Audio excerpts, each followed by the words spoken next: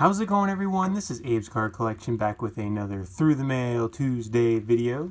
This week, we were lucky enough to get 5 returns after getting just 3 last week, so we're getting back up to our average. Without further ado, and me rambling on anymore, I say we get into this. So our first return is from Santa Clarita, California. Funny enough, this one came without the peel and seal strip taken apart. I was very confused. It actually came 3,000 miles to my house from California, and the cards were in there. So, shout out to the Postal Service. But this was Manny Mota, former Pirate. Funny enough, I also have him on here's a 68 Topps and a 1963 Topps. He signed both of them. Pretty cool. This is a Houston Colts, Colt 45 card from 1963. It's actually, he got traded twice, so once in the off season, twice in the off season. So never actually played for the Colt 45s, but this one came back in just 7 days. So thank you, Mr. Mota. He spent a long time with the Dodgers as a coach after his playing career. I want to say all the way up until like from the 70s all the way up until I don't know, like early 2013, 2014, something crazy like that. So he's still out there in California. Get that out of the glare. Really like this 1968 Topps though. Nice wood grain design. Thank you, Mr. Mota.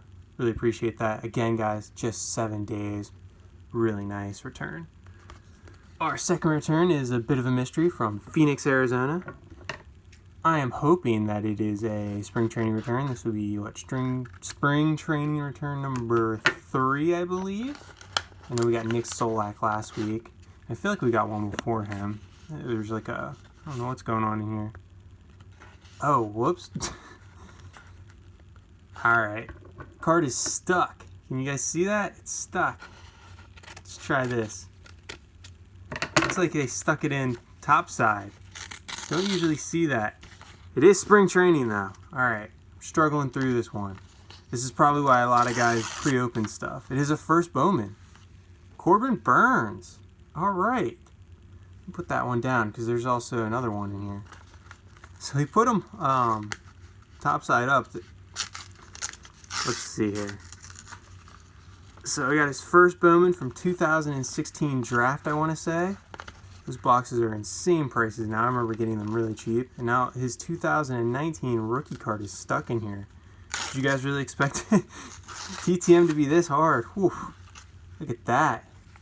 Pristine. Pristine shape, guys. I prepped both of these, but I thought it was really cool to get his first Bowman and his rookie card signed at the same time. So, both, I think, pretty desirable cards for Corbin Burns. He has actually turned into a bit of an ace for the Milwaukee Brewers. These both came back in 65 days. It was not a spring training return. I'm going to put the shredded envelope back here. I actually sent these out to his home, I believe, in California, in Bakersfield, California. So if you're looking for the address I used on Sports Card Forums, October Manny Mota with all that craziness, that is the one I used. So thank you, Mr. Corbin Burns. Again, he's looking like he's going to be the number 1 or number 2 starter for the Brewers this year. He's done pretty well. I think he was actually getting some Cy Young attention in the shortened season last year until he got a little injury. But this 2016 Bowman draft, yeah, really nice looking card. Really had fun opening this product back when it was cheap and plentiful in the good old days. How about Los Angeles, California for our third return? Hopefully this one's not as hard to get open. But, hey, that's why I always cut into them sideways. I don't want to damage anything. Ooh, okay, cool. Benny Daniels. Inside Out. Are they signed? Hopefully. Interesting enough, an Ultra Pro. I don't use Ultra Pro. I guess card savers or whatever these are, so guess he exchanged those out for somebody else's. But look at these, really nice 1960 Topps. He on the Pirates as a I think he went back and forth when relieving and starting. He started actually for the Pirates though, so really cool. And then he's on this 1961 Topps card as well. He got traded after the season to the Senators, So I am a Nationals fan, so I thought it was really cool to get him on a Senators card. And then my dad's also a Pirates fan, so I thought it was cool to get him this 1960 Topps card for his Pirates collection. But really cool. Thank you, Mr. Daniels, 1960 World Series champion.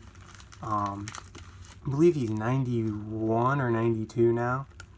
So, living out in California, as you guys saw. This came back in just 8 days. And Mr. Daniels did not require a fee, so very, very nice of him to sign these. Sorry, pulled him out of the thing there, trying to get organized, guys. Whew. Really nice, though, return from Benny Daniels.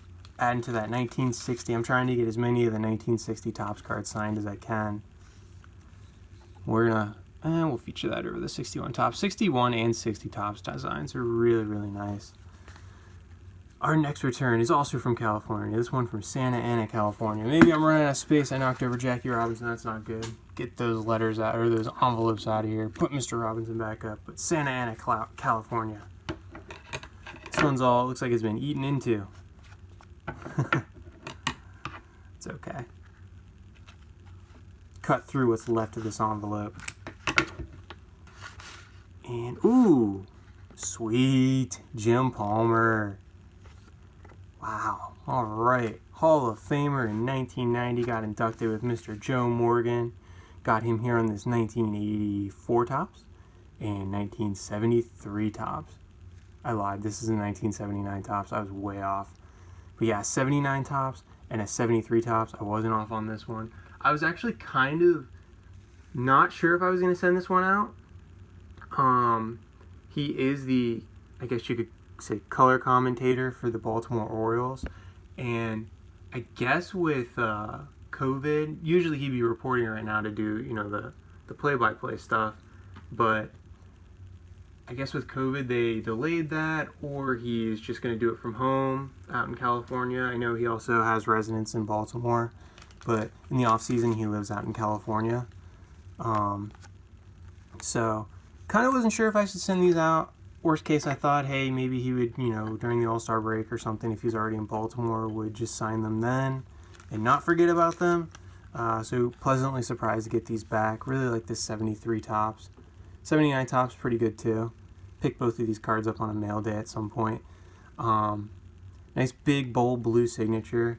He always does the card show scene and is pretty good about signing. Really nice guy.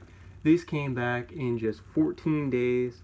He does take $10 donations per card, so I sent him $20 for those two to get signed. Really happy to get those back. I actually have a rookie card of his that I didn't really pay much for, and it's in pretty good shape. I was going to send that, and then I saw they're going for a lot of money now, so it wouldn't be easy to replace if it got destroyed in the mail. So I'll just wait till he comes around to a card show to probably get him to sign that, but really cool. He really tells it how it is when he does the Orioles games, which is probably not easy because the Orioles aren't that good now. But speaking of Baltimore, we have our last return from Baltimore, Maryland. Maybe I can keep this video under 10 minutes instead of me rambling on too much.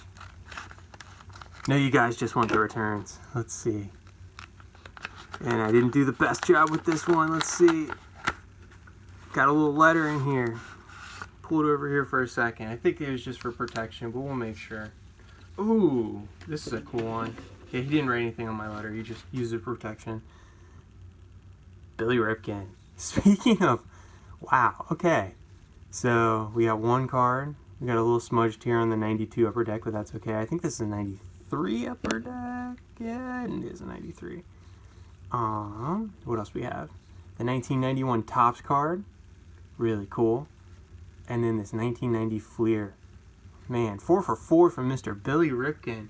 So, he also was a little bit of, him and Mike Bordick, they've also done some color commentary for the Orioles over time.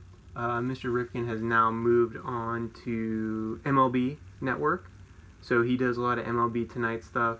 Really good analyst there. I really do enjoy watching him and hearing what he has to say about the game and how players are doing and things like that. Things he recommends.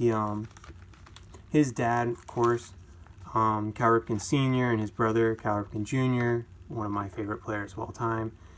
They've always been really great into teaching. Cal has his own like camps and foundation where he does all these youth camps and stuff like that.